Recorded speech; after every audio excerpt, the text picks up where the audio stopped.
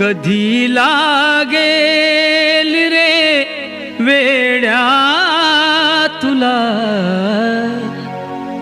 गोडी अभंगाची, कधी लागेल रे वेड्या तुला गोडी अभंगाची।